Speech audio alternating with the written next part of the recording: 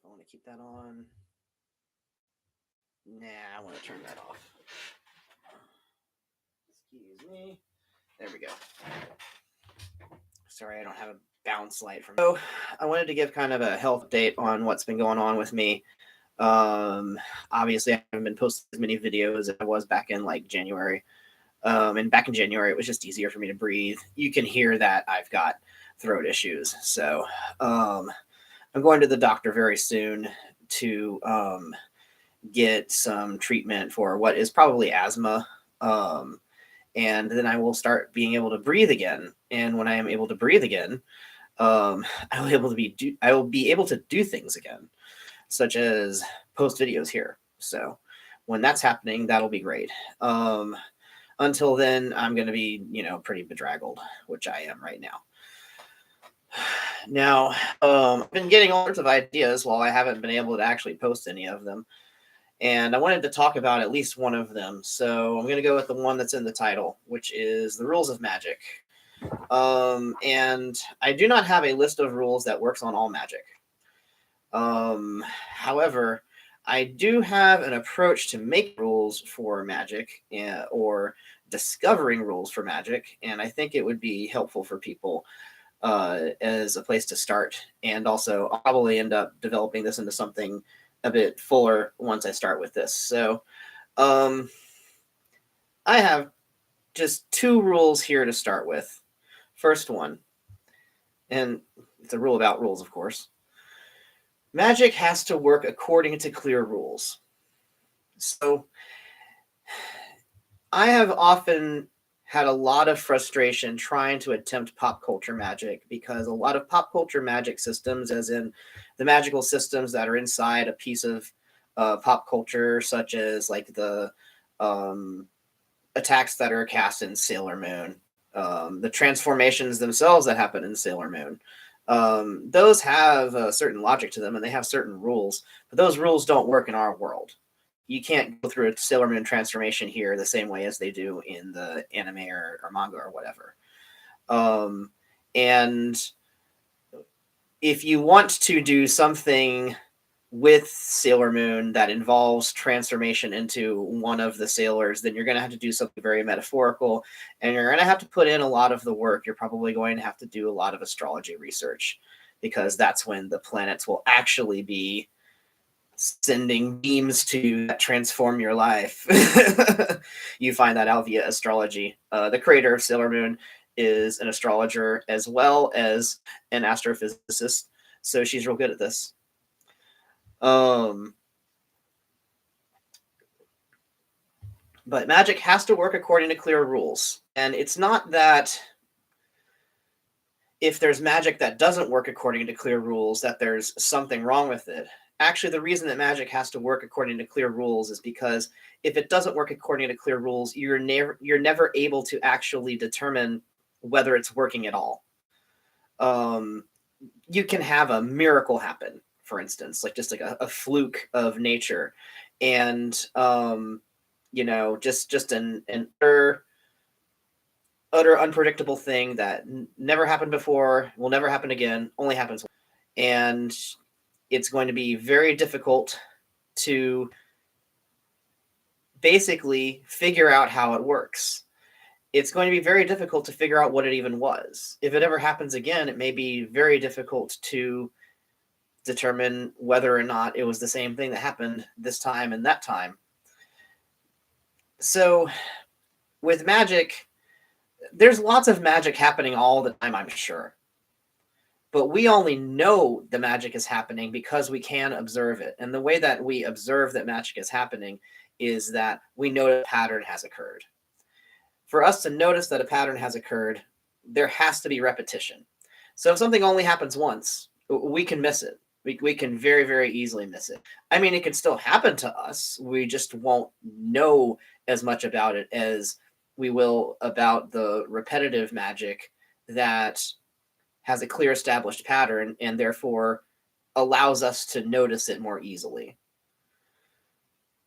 So if you've got magic, if you've got workable magic, if it's working, then there are rules according to which it is working. the very definition of like what we consider to be working. Like if something is working, then we consider it to be working according to its rules that it works by. Otherwise, it'd just be playing around, right? So magic has to work according to clear rules. The rules have to be clear. Um, if it works just according to vague rules, then there's not really. If it works just according to vague rules, then there's not really any rules at all. Um, I'd say this is kind of where systems like The Secret tend to break down because they don't go into enough specifics to really pin down exactly how things work. Chaos magic can fail along these lines as well, because chaos magic is usually kind of an anything goes school where you just like, does it work? Yeah, okay, great. It doesn't have a lot of constraints in it. It doesn't have a lot of very precise rules. You can have certain techniques within chaos magic that have very precise rules, but I find that it varies so much from community member to community member that those precise rules kind of go out by the wayside. The entire point of chaos magic is that you kind of DIY it exactly how you want. Rules kind of go out by the wayside. The entire point of chaos magic is that you kind of DIY it exactly how you want, which means that there is no one set of core rules for chaos magic other than that general approach that I just described. When it comes to making sure that your chaos magic actually works, that's down to the individual. And that's why chaos magic is an interesting system to deal with, because I'd say that it almost fails on the rules of magic here, in that magic has to work according to clear rules. But it is called chaos magic, so I kind of give it a pass. It sort of says on the tin that it doesn't work according to clear rules. So, hey, points to honesty in advertising. So the second rule, those rules must work the same way for everyone. Now, this is something a lot of systems fail on, and they do not usually address it. I'd say that the best way to point out the way that this one usually manifests is any system where there's a rule that says that the creator of the system can use it best and can do things that nobody else can do with the system. That fails this rule. Any kind of favoritism by the set of rules for one person or one group, just one section of things over everything else, means that it fails this rule. And this is very important because any system that allows for exceptions based on favoritism is a system that will eventually fail on the basis of security. If all you need to do is fake someone's identity to be able to get access to the super duper part of the system, then everyone's going to start faking identity to be able to get that access. It's kind of a no-brainer, to be honest. So whenever you build a magical system, look for the system's rules that apply to everyone. Look for the system that everyone can use. Now, if you want to make some part of it secret that only you can use or that your group of people can use, then you need to find a way to encode things to where the person who knows the code can access the system. So therefore, it still works the same way for everyone, but not everyone has the right key to access. For instance, the key can be a Latin phrase. This is essentially the basis for an incantation, a spoken spell. So anybody who says the thing, who uses the words, the incantation, will be able to use the magic. These rules work the same way for everyone. Now, I'm not saying that there can't be magic that works very custom to the individual, but usually that's because the magic itself is able to display favoritism because it's able to make choices on its own. And that's because the magic is a deity or a spirit or some sort of actual entity. Once the magic is coming from an entity, then the entity can make decisions about what can happen with that magic, how it works, and what the rules are. This or majory and working with deities and spiritualism. With deities and spiritualism, because the source of the magic itself is a entity that can make decisions, can form thoughts, can communicate, can work on its own autonomously without your input. The magical system acts much differently than a magical system that is a static set of rules that anyone can use, and it works the same way for everyone. With the spirituality-based system that is based on spirit entities, you basically have something where if you're good at making friends with certain entities, then you'll have more power in the system that is based on spirit entities. If you're not great at working with spirit entities, you'll probably want to work with the system where if you just learn the rules right, then anyone can be good at it. And these aren't the only ways to approach it, but the rules do stay consistent. Even in the systems that are based on an entity or a spirit, where the rules can change depending on what the spirit wishes, there is a consistent basis for how the rules are being applied. You have it wishes. There is a consistent basis for how the rules are being applied. You have a judge, the judge being the deity or spirit entity, saying at each point in time, this is how the system works. This is how my magic works. So their judgment is what is deciding the rules at any given time. If there are inconsistencies, then it's because it's down to an individual's judgment versus down to universal rules that apply the same everywhere. I'd say that sorcery and magery are a lot more like what we consider to be the rules of physics, the laws of thermodynamics, applies throughout the universe always in the same way, until we find a way in which it doesn't. And when it comes to the deity-based magic, it's a lot more like human law, like actual government-based political judicial system law, where things are decided basically on a case-by-case basis once it goes through the court system.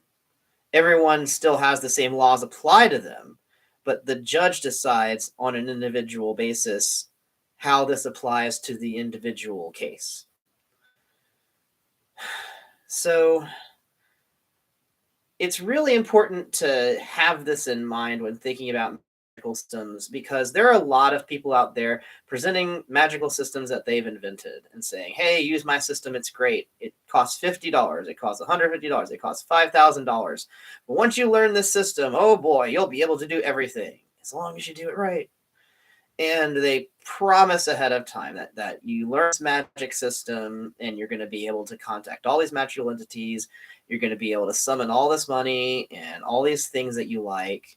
You're going to get the best job that you ever had and that you ever wanted. And you're going to have a extremely attractive and wealthy spouse and as many children or not children as you want. Like pets, I guess. So... and then you try out the system and it doesn't work. It doesn't work at all, actually, like that. It's very vague. It's based on a lot of assumptions that really don't go well together. And you really feel ripped off by it. I've purposely bought a couple of books that purport to have these systems and be able to convey these systems, just to see if they had really anything to them. I'd say in the financial and wealth magic sector, there's so many books like this, so many scams and gurus, and they really don't have anything to them. If you try to take whatever principles they're teaching and apply them kind of universally, say, okay, well, if I'm a 16-year-old, like high school student in Iowa who's looking for colleges right now, can I use this system for something? can I get it to get into tangible gain? If I'm gay, does this system still work for me? If I'm uh, not a straight cis man, will this system work for me? If I'm not white, will this system work for me? And you'd be surprised how many times the answer is no for just the most arbitrary of reasons. Some systems entirely depend on there being a male and female component to magic. Some systems entirely depend on there being like a cis man and a cis woman present to do certain types of magic, and that they have to have intercourse to be able to do it.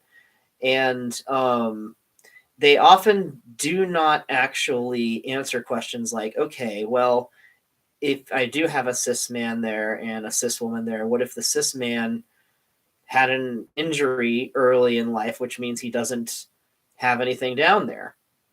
Like, does this still work? Why do you need that there? Why do you need that there for your magic?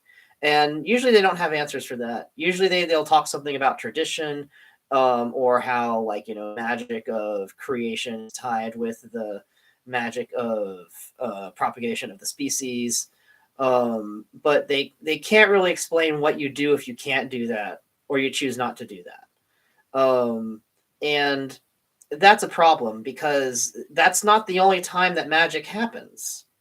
And it's not the only magic that one can teach. But when one implies it's the only magic that matters, it really sucks whenever everybody else is locked out of that, except for a certain group who's decided that this is sort of their territory. And the thing is, if you try to put up those fences when it comes to magic, they're not going to keep anyone out. All somebody has to do is just do it anyway.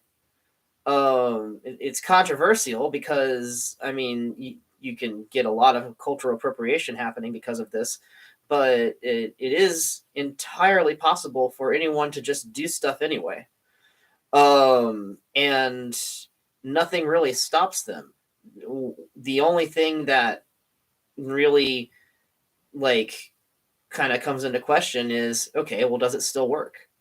If you try to use this system according to your own rules instead of rules that it came with, does it still work? And one answer is to just try it out and see what happens. I would say draw some tarot cards on it first, and maybe save you a little bit of accidental grief just in case that was going to be a bad idea. But do some oratory work if you're interested in the answer. Ask questions. I think that people need to hold magic accountable to its own rules more often. And if the magic can't be held accountable to its own rules, then you've discovered that it has different rules than previously stated. And the more you understand the actual rules of the magic that you're doing, the more you'll be able to actually do stuff with it, and the more successful you'll be in applying it. There's been many times where it seems like some kind of magic technique only works a certain percentage of the time. It's like, 4 out of 5 times it works. And instead of saying, okay, well, this technique only works 80% of the time, it's like, but that's not really scientific, though. That doesn't have any meaning to it. What is causing the variance? What is the 80% of the time? Like, in the 80% of the time where the magic is working, what is happening differently than the 20% of the time where it's not? Because it's not really that it always works about 80% of the time. That's just probability. What's actually accounting for the variance? And requires further work, requires observation and research. I mean, there's a lot of spells, especially if you're looking at folk magic and older, more traditional magic, stuff that comes from religions. There are a lot of spells that simply say, do this thing and this thing happens. The end. A lot of them get away with this sort of very generalized, no explanations approach because they're based on deity type stuff. It's like, an angel's going to do this for you as long as you pile up a bunch of rocks at the crossroads and put a copper coin on top. say this prayer at the hour of midnight on Thursday. I mean, sure, that might work because that angel likes to do that. But I guarantee you, if that magic isn't just made up whole cloth from somebody 5 days ago and actually does come from somewhere historic, then there's probably more to it than just that. That there's reasons for why this angel wants to do things in this way, and that there's historical reasoning for how somebody came to be doing this method in the first place. So always look for more meaning in the magic, because like, stop eating plastic.